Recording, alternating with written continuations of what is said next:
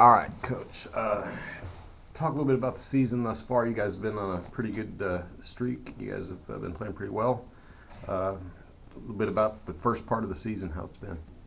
Early season baseball, typically up and down. It was, you got a lot of guys, freshmen especially, that are trying to play their first games and get their first at bats and their first times on the mound out of the way. It was a good early fall. I mean, we're sitting here right now at 19-7. Feel really good about the record anyway. Spring break was outstanding. Probably one of the best spring breaks we had. I think we went 9-2. We bring in DMAC. Iowa Western came through the other day and split with them. Swept DMAC, which is really hard to do. But swept Longview up at Longview at the beginning of spring break. A split with Maple Woods at home. Got beat at Cali. The games we're losing, we're in. We got a chance to win them. So really, of the 7 losses, only 2 were ones that you were looking at going, we really probably weren't going to win those games. Things just didn't go the way we wanted. But you can never gripe about being at 19-7. The guys are playing well. There's still lots of room for improvement, and hopefully we're not, we'll peak right at the right time at the end when we need to. So conference is right around the corner next week, beginning with Seminole. Seminole's playing outstanding baseball as well, so that'll be a good challenge when that gets to us next Wednesday.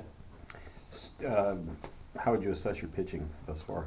We thought our pitching would really be our strength, and overall it's been good. Our top 3 guys, Adam Mott and Danny Colomb and Cody Downing, they're all undefeated right now. They're about 13, 14, and 0 between that group. A couple of them have some no decisions that we still won the games later that relievers gave up, and we had to win from behind. But those guys have gone out every time and been solid and given us 5 or 6 innings in a 7-inning ball game. That gets you right to your closer. In a 9-inning ball game, you have to use your bridge guys to get to your closer. So we've had a combination of those and beginning to develop those bridge guys for the first time because we haven't played a lot of 9-inning baseball. Had a no hitter thrown in there. Cody Downing threw a no hitter against Henry Ford down at Shreveport. And then actually the more impressive thing was coming back his next outing against Maple Woods and throwing a 1-hitter, which he had a no hitter going into the 6th, and we misplayed a ball in the outfield and went in and out of the glove. And if we make that catch, he threw back-to-back no hitters. And so he's kind of shown up and evolved into a top 4 starter for us. So we're excited about him coming along, and that happens. In a season, some guys are going to fail. They're going to fall out of favor. They're not going to do as well as you expected. You asked the question about the pitching staff. We hoped we'd really be a lot deeper than we are right now. We thought we would be. Some of the reason why we haven't gotten deep is because those 3 guys have gone long a lot, and we haven't had to use a lot of middle relief. So we're going to have to kind of force ourselves to develop 3 or 4 middle relief guys that haven't got a lot of time at this point.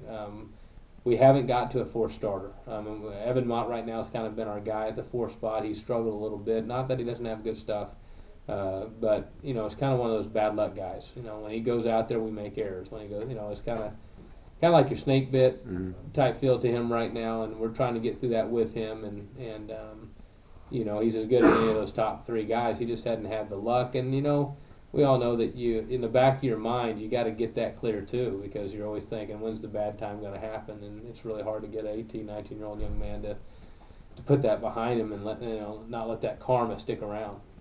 We talked about pitching. One of the things that I've noticed in reviewing the scores in the past, dozen games or so, is your bats are really coming alive. I mean, you're really putting up some numbers up there. Well, we didn't swing it well early. The new bats maybe were a little bit of a factor, but it's always that way early in the year. Pitchers are going to be ahead of your hitters. As your hitters begin to see good arms consistently, then the timing gets there for you, and your batting will come up. And we've come up from a 235, 240 batting average to a 315, and we felt that that's the type of offensive ball club we would have, and we're excited about that. We're finally swinging now. And we beat good people. Like, with DMAC, you saw 390-mile-an-hour arms, and you beat all 3 of them. With Iowa Western, you saw 2, and you beat 1 of them. When we went down to Panola, you saw 2 or 3 really good arms. Bossier Parish had a really good arm. So we're not beating bad arms. We're beating good arms, and we're beating guys that are just average arm guys. Yesterday at Tonkawa, we scored 20 and 29. None of their guys, they really have a good offensive ball club, but they really don't have a lot of pitching.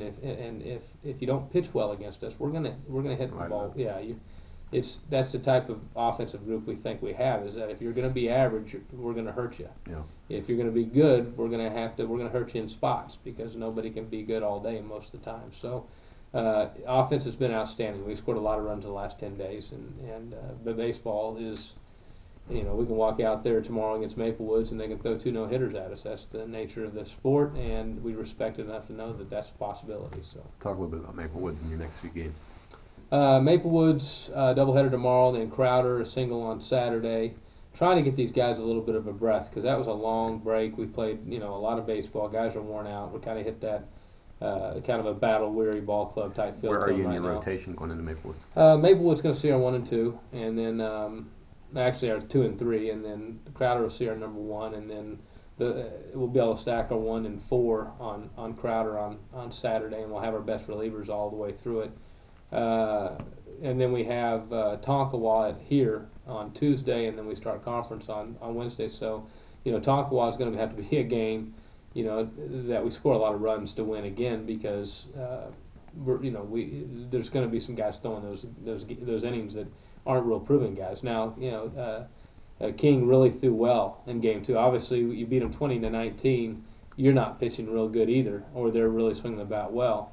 To turn around and win 29-2 says something about that young freshman. That's his first start, and he just kind of is shaky early, but really worked through it and battled hard. So he'll get another start against them, but there's we're gonna have to score runs on Tuesday because we can't waste any arms, any of our people that we expect to win in conference or in a regional.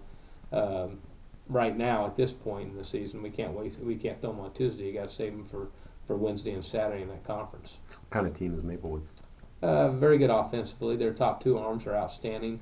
That's the 2 guys we had here. We split with them. Both guys are high 80 guys, very good pitchers.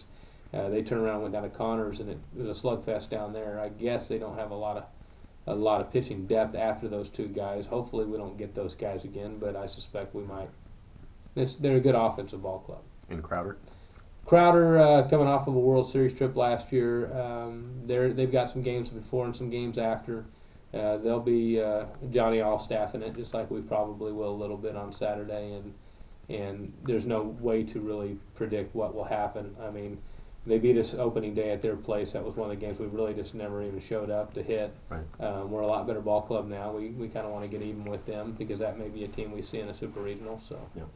And finally, overall health of your team, any major health issues? Well, shortstop Bryce Griffin we thought he broke his thumb, but he didn't. He's got a really pretty good bruise on his knuckle. Prognosis? Play with it. Okay.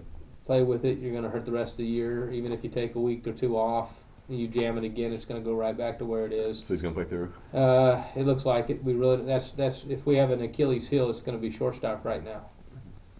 With him in defensively and Page at third and some in at second and Riley at first, it's really a good defensive infield, and especially on the left side. And as soon as you take Bryce out, So he's throwing hand? No, it's his glove hand, but the thing he has to wear kind of keeps him from really squeezing, and it hasn't been a big factor. He's, we're trying to give him days off, but again, it just takes one throw, one line drive, he's right where he was, but it hasn't gotten worse. That's good. It's playable. He knows it's playable. It doesn't hurt him when he swings the bat very much. He had a good day yesterday.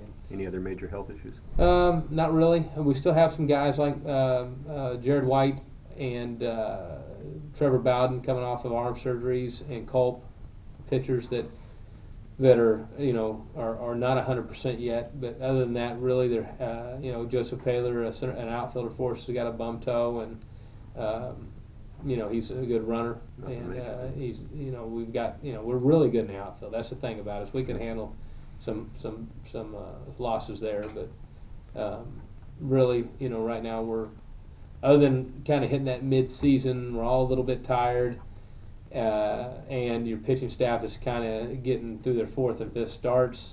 You kind of see some dead arms on your staff. Some guys will lose velocity for the next couple weeks before their training kind of catches back up and they get their stuff back. And it's okay, because really what happens with your hitters is they get tired, they get more relaxed, and they get better. They go to the plate. They don't have that. It's harder to generate that high energy level that you might need sometimes to win, and that's what we've done, is kind of right when we kind of needed it to happen, we've kind of gathered the energy, went and scored the runs, backed off, and you know, you don't want to. You don't want them passive, but they do get that way when they get Right. tired a little bit, and you're able to continue to win. You feel good about it. So if we can get through this little lull in our energy level, and have something really ready to go Wednesday and Thursday and Saturday, it's a different world. And these guys, a lot of these guys haven't experienced interconference type play yet, and it's just absolute war. And there's 4 teams in it that can win it, maybe 5. And it can, you can go either way. So All right, Coach. Good luck against Maplewood. I appreciate it. Thanks. All right.